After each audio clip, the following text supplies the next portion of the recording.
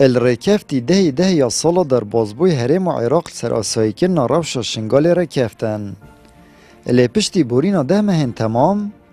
تانها رکفتن سر کاغذان مایه و نچوه بواره جبجه کرنه. وزیر نافخوی حکومت حرم جرخنه الحکومت ناوندید گرید که تانها هیچ پنگاوک بو جبجه کرنا رکفتن نهاوتیه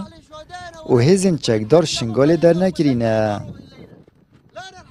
طبعا دلعنت بركبتنيت هي وسرپرشتيا نونراتيا يو انيشا هرم كردستان وحكومة بغداد حكومة هرم كردستان ام حاضرين دقه و دقه في ركبتن جبجبكن بل اولا انكو بيويستا او هزت لدر لياساي لشنگار وجود هي اولا ان عراقيه تبيوان هزا در بخيتن هر وقت کو او هز در اخستن پنگاو دیت عملی ده نه هاوشتن ام حاضرین بو همه پنگاوه که هاروکاری حکومت عراقی که لی مخابنتانو که چه پنگاو کردهیل سر عرض واقع نهاتی نه هاوشتن چالاکوانک جید بیجید شنگال بویا قربانی هفرکی ترکی ایرانی امریکی اوش بلی ناکوکید نابر حرم و بغدادا اجبر که ترکیه خوازید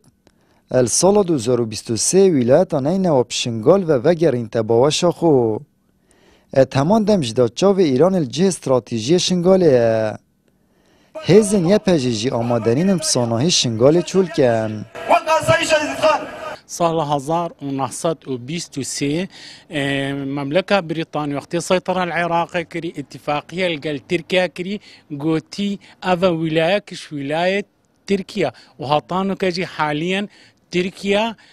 ميزانية ولاية موصل دانية 0 دينار وصالة 23 على أساس تركيا سروي أساسي واتشت ولاية موصل حموكي بقهين تخو يادوين موقع شنغاري رابط كتل قال تركيا قال سوريا قال لبنان أو تركيا ما قول سروي أساسي إيران حج ديوان حج الشعبي وقت بيت خاصة منطقة رقة أو حشد أو حمود تشت بطريقة شنغاري بو حسن نصر الله لبنان تودراتين تانها شینوارین کابلکاریا هرشا داعش سال 2014 سر شنگال دیارن زیدتری هشته گورم کم جیل دوری هنه و پتریا و نهاتی نوکرن در انجام ناکوکی نابر حرم و عراق دا ریکفتن شنگال جبه جنبویه و سقامگیری و آودانی شنگال برقرار نبویه. آمد بریفکانی کانال آسمانی پیام دهوک